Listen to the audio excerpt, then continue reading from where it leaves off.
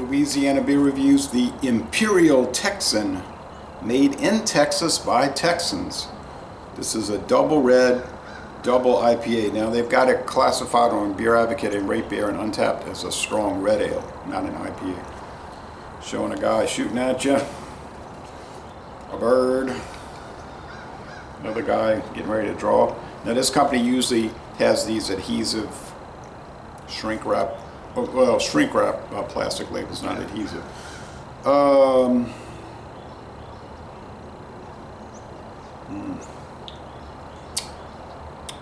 Canned exactly 7 months ago at 7:38 a.m. So basically exactly 7 months ago to the minute. 9% should be all right. I bought it at Total Wine and More. Well, you know, their prices can be, their prices can be high, but you can get good deals over there. Their dates can be questionable, is what I was going to say. Never heard of this before I saw it over there, and I've never seen it at any other store in Louisiana, but it's there, so I bought it. $2.79 for the can, $2.79. Now when I bought it, I did see the date, and I thought, well, being 9% in a can, it should be all right. Now if it had been lower than that, lower than 8, I would not have bought it. All right, so we have a thick, kind of almost like a red tinge to this beige head, and we have a cloudy red, brick red appearance. Cloudy brick red, yeah. I could see some bubbles up the side of it, but if the sun was shining above that roof line, first I'd be blinded, but secondly, it might glow like a party bulb. But this has some sediment in it, probably tannins. You get these red ales, they have that. Now, red ales turn a lot of people off. I used to not like them either because they just had a strongly weird flavor, and they were too tannic. It was almost like stomach acid in their flavor, but that was just me not getting used to it. I used to like the Murphy's Irish Red Ale. We used to get that over 10 years ago. It was an 11.2 ounce unusual shape bottle. Murphy's Irish Red Ale. Haven't seen that. Hadn't seen Murphy's Stout in the longest time. But that was an exceptionally good one, 5.6%.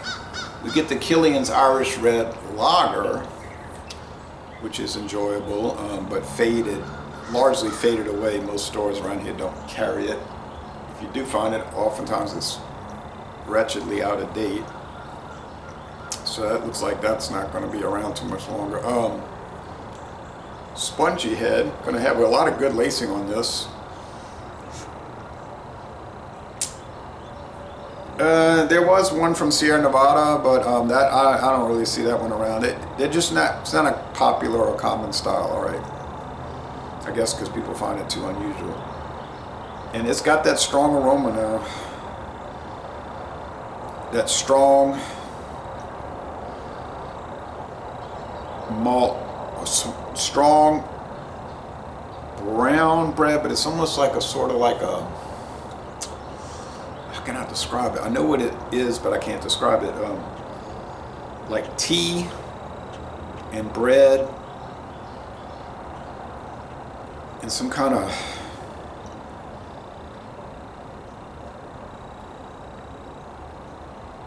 rich or even almost turned fruit.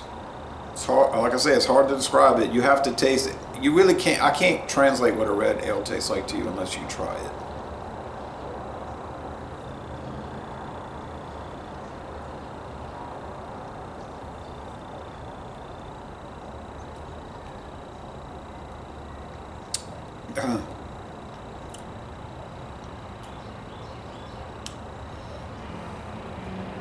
Strong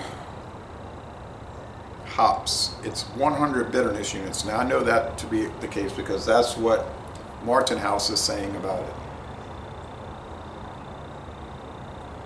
on their website. And when you click the website, it brings you to Untapped. But that's a lot of these breweries collaborate with Untapped to list their beers. So It is 100 IBUs, bitterness units, and it tastes like it. It's extremely bitter. So if you don't like bitter beers, run from this. This will be bitter to the utmost. And I love it because I love these bitter bombs.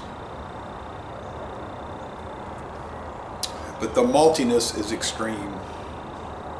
Extremely malty. Bready.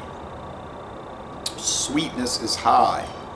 So the malt bread sweetness is 5 out of 5.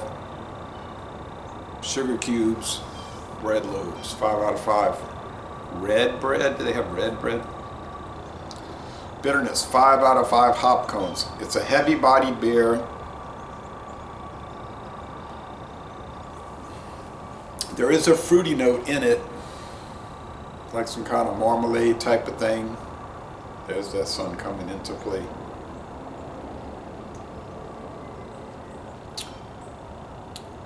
The finish is mostly dry though, probably like 80-20, 80% dry, 20% sweet. There is a sweetness there. So, heavy lacing. So if you're into intense beers, this might work. It's not something you would session unless you're mad, unless you're out of your mind. And you'd regret that. It's a once a week type of beer. Or less. Would I buy it again to do duo reviews with it? Yeah, I would, definitely. And if I could get a 6-pack for a good price, I'd buy the whole 6-pack for sure, no doubt about it. Beer Advocate's saying it's very good, 87. I would call that just good, 87. A B, not a B+. They're saying B+. Rate Beer's saying 86, so right below that, but in the style of 66 for a strong red ale, they're saying it's pretty bad. Makes a little sense. Looks like tomato juice almost. No, I guess it's too dark for that. Yeah, brick red. Untapped's giving it a 74, which would be like an 84 on Beer Advocate, so they're saying it's good. I think it's great. I think the scores would be higher, but people are just put off by the intensity of it and the fact that it's a red ale, which is not really that popular. And I guess if I had to drink red ales often, I might get sick of it too, you see, because of the unusual richness associated with them.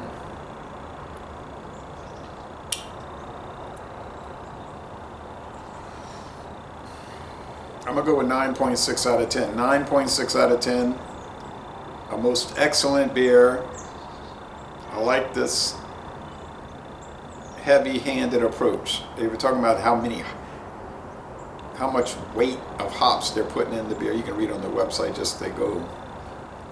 Or it might be a description on Rate Beer. It might be an old description, but they go full force on this. Martin House makes some unusual pickle beers in collaboration with Best Made Pickles Pickle Company, or around here they sold as Del Dixie.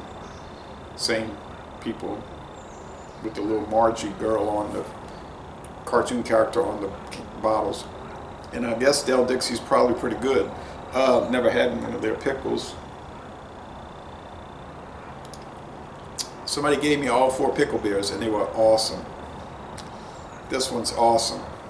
So my impression of Martin House so far, Martin House of Fort Worth, Texas so far, is they're awesome.